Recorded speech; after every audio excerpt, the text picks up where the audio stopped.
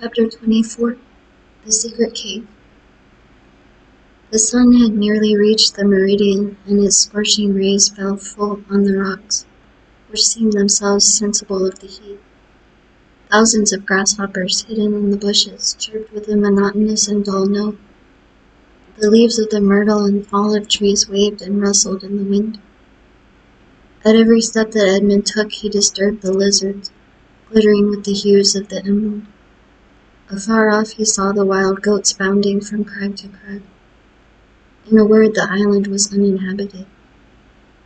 Yet Edmund felt himself alone, guided by the hand of God. He felt an indescribable sensation somewhat akin to dread, that dread of the daylight which even in the desert makes us fear we are watched and observed. This feeling was so strong that at the moment when Edmund was about to begin his labor, he stopped, laid down his pickaxe, seized his gun, mounted to the summit of the highest rock, and from thence gazed round in every direction. But it was not upon Corsica, the very houses of which he could distinguish, or on Sardinia, or on the island of Elba, with its historical associations, or upon the almost imperceptible line that to the experienced eye of a sailor alone revealed the coast of Genoa, the proud, and Leghorn the commercial, that he gazed. It was at the brigantine that had left in the morning, and the tartan that had just set sail, that Edmund fixed his eyes.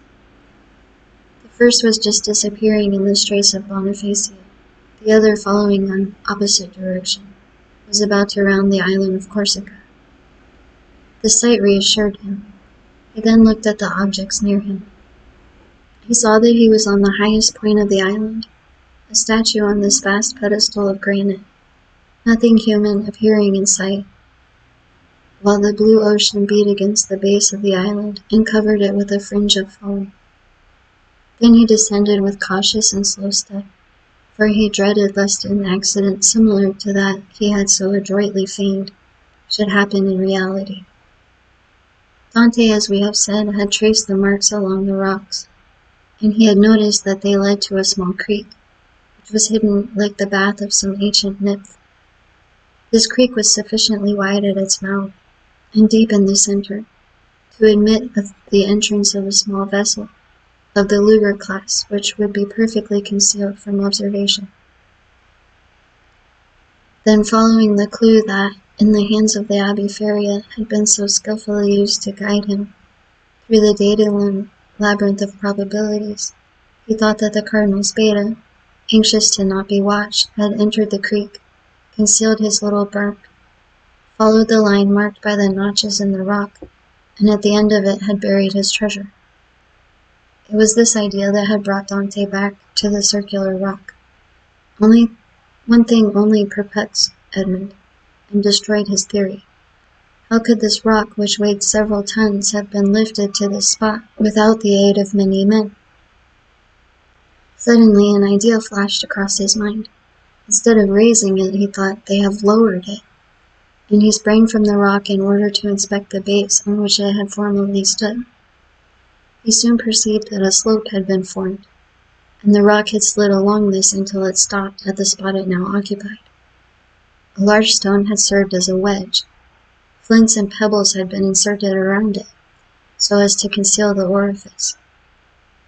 The species of masonry had been covered with earth, and grass and weeds had grown there. Moss had clung to the stones, myrtle bushes had taken root, and the old rock seemed fixed to the earth. Dante dug away the earth carefully and detected, or fancied he detected, an ingenious artifice. He attacked this wall, cemented by the hand of time, with his pickaxe. After 10 minutes' labor, the wall gave way, and a hole large enough to insert the arm was opened. Dante went and cut the strongest olive tree he could find, stripped off its branches, inserted it in the hole, and used it as a lever. But the rock was too heavy and too firmly wedged to be moved by any one man, were he Hercules himself. Dante saw that he must attack the wedge, but how? He cast his eyes around and saw the horn full of powder which his friend Jacopo had left him.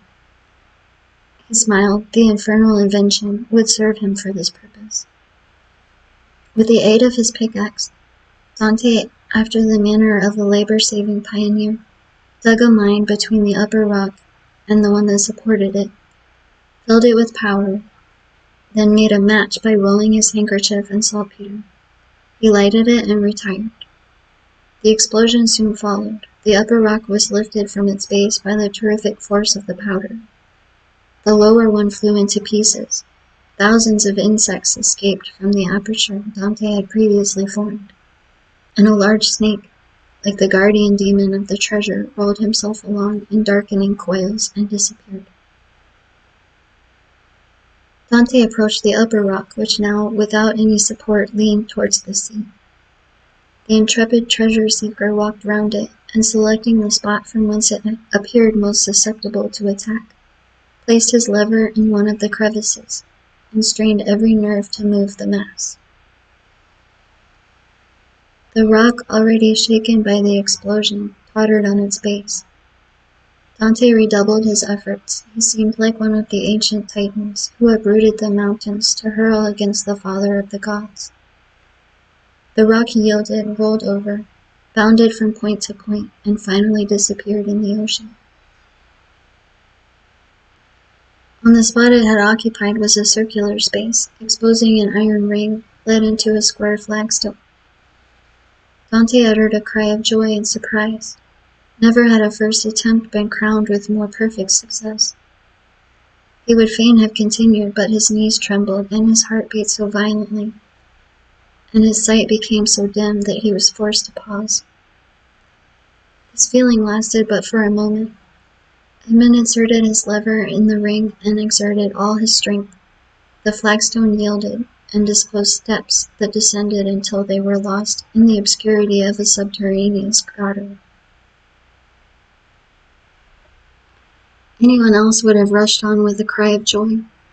Dante turned pale, hesitated, and reflected. "Come," he said to himself, "be a man. I am accustomed to adversity. I must not be cast down by the discovery that I have been deceived. What then would be the use of all I have suffered? The heart breaks when, after having been elated by flattering hopes, it sees all its illusions destroyed. Faria has dreamed this. The Cardinal Spada buried no treasure here. Perhaps he never came here, or if he did, Caesar Borgia, the intrepid adventurer, the stealthy and indefatigable plunderer, has followed him, discovered his traces, pursued them as I have done, raised the stone, and descending before me has left nothing." He remained motionless and pensive, his eyes fixed on the gloomy aperture that was open at his feet. "Now that I expect nothing, now that I no longer entertain the slightest hopes, the end of this adventure becomes simply a matter of curiosity." And he remained again motionless and thoughtful. Yes, this is an adventure worthy of a place in the varied career of that royal bandit. This fabulous event formed but a link in a long chain of marvels. Yes, Borgia has been here, a torch in one hand, a sword in the other, and within 20 paces, at the foot of this rock, perhaps 2 guards kept watch on land and sea, while their master descended as I am about to descend, dispelling the darkness before his awe-inspiring progress. But what was the fate of the guard who thus possessed his secret? Asked Dante of himself. "The fate," replied he, smiling, "of those who buried Alaric, and were interred with the corpse." Yet had he come, thought Dante, he would have found the treasure, and Borgia, he who compared Italy to an artichoke, which he could devour leaf by leaf, knew too well the value of time to waste it in replacing this rock. I will go down. Then he descended, a smile on his lips, and murmuring that last word of human philosophy, "Perhaps." But instead of the darkness and the thick, mephitic atmosphere he had expected to find, Dante saw a dim and bluish light, which as well as the air entered, not merely by the aperture he had just formed, but by the interstices and crevices of the rock which were visible from without, and through which he could distinguish the blue sky and the waving branches of the evergreen oaks and the tendrils of the creepers that grew from the rocks. After having stood a few minutes in the cavern, the atmosphere of which was rather warm than damp, Dante's eyes, habituated as it was to darkness, could pierce even to the remotest angles of the cavern, which was of granite that sparkled like diamonds. "Alas," said Edmund, smiling, "these are the treasures the cardinal has left, and the good abbé, seeing in a dream these glittering walls, has indulged in fallacious hopes." But he called to mind the words of the will which he knew by heart. "In the farthest angle of the second opening," said the cardinal's will. He had only found the first grotto. He had now to seek the second. Dante continued his search. He reflected that this second grotto must penetrate deeper into the island.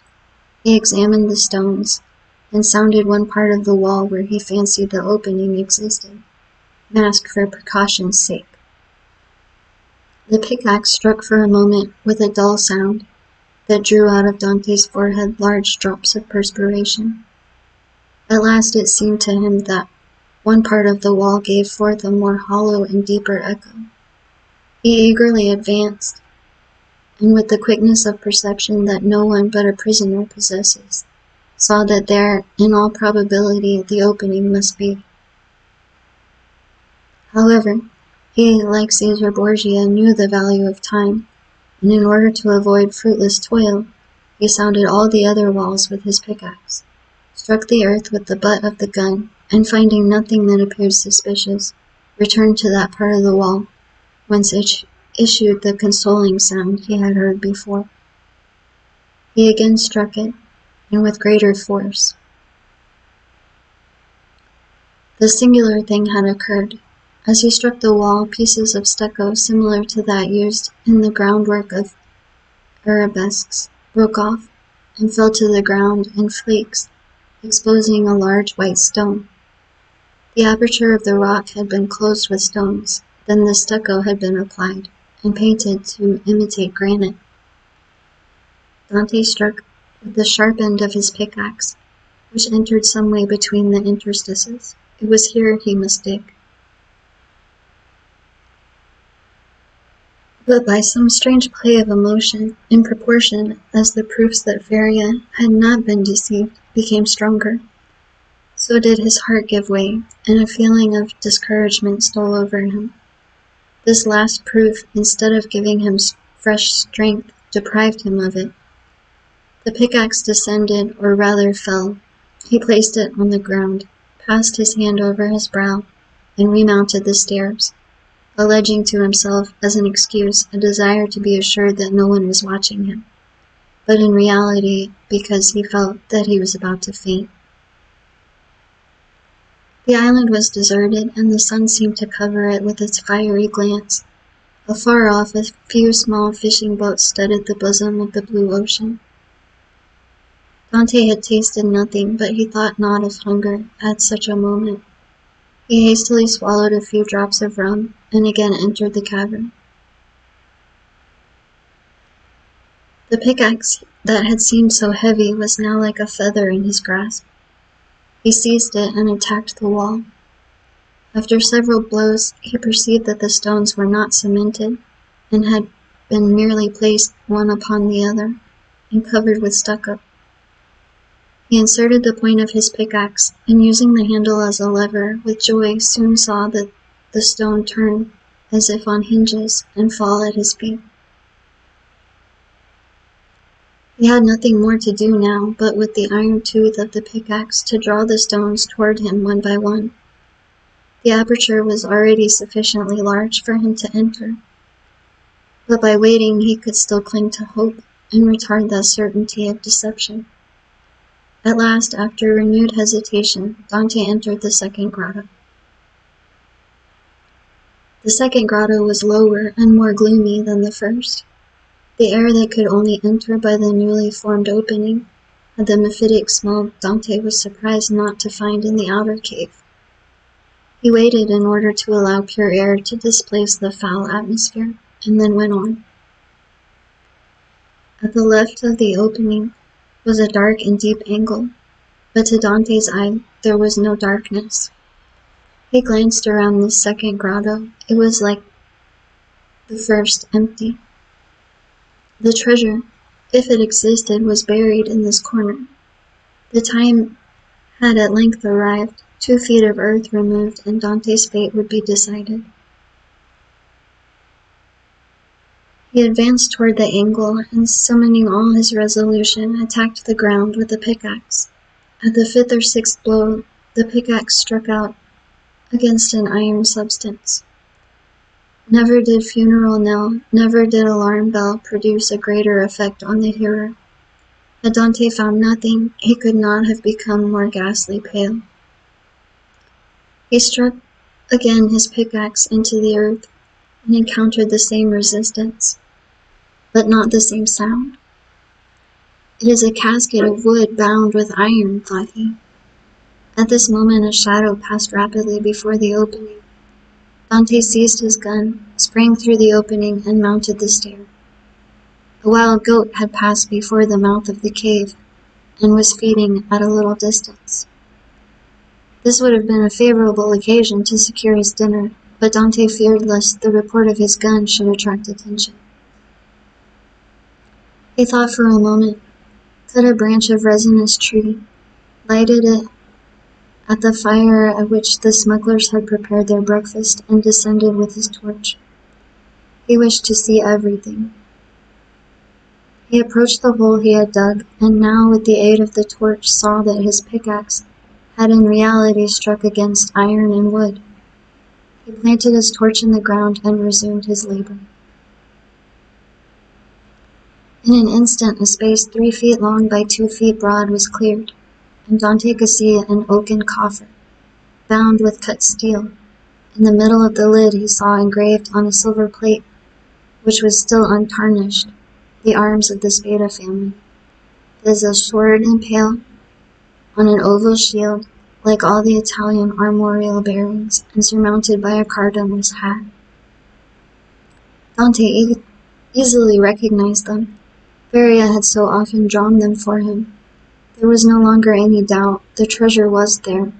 No one would have been at such pains to conceal an empty casket.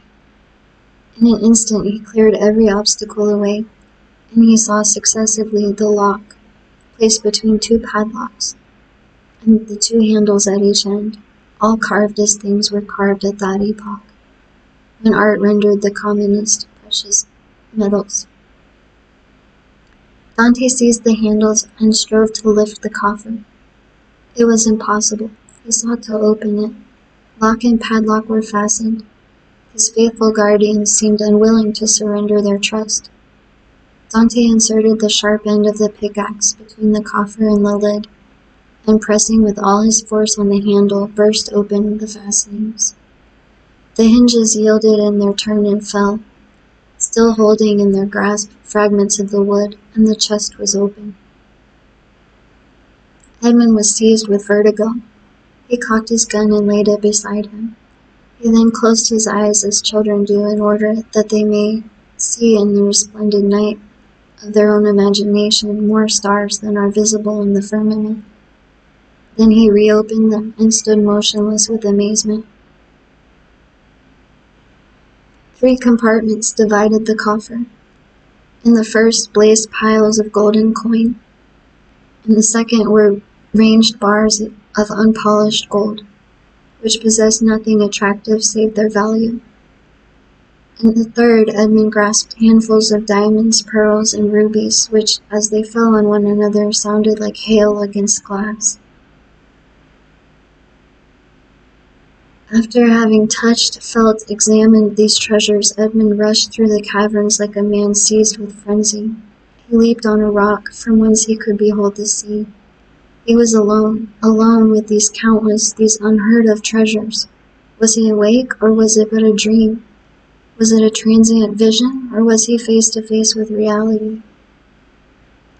He He would fain have gazed upon his gold, and yet he had not strength enough. For an instant he leaned his head in his hands, as if to prevent his senses from leaving him, and then rushed madly about the rocks of Monte Cristo, terrifying the wild goats and scaring the seafowls with his wild cries and gestures.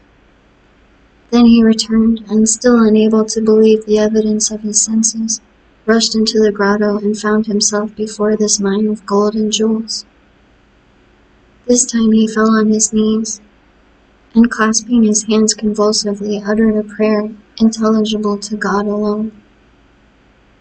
He soon became calmer and more happy, for only now did he begin to realize his felicity. He then set himself to work to count his fortune.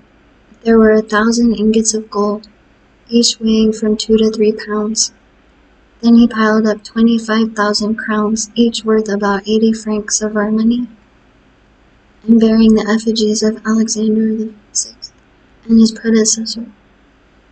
And he saw that the complement was not half empty, and he measured 10 double handfuls of pearls, diamonds, and other gems, many of which, mounted by the most famous workmen, were valuable beyond their intrinsic worth. Dante saw the light gradually disappear, and fearing to be surprised in the cavern, left it, his gun in hand. A piece of biscuit and a small quantity of rum formed his supper, and he snatched a few hours' sleep, lying over the mouth of the cave. It was a night of joy and terror, such as this man of stupendous emotions had already experienced twice or thrice in his lifetime.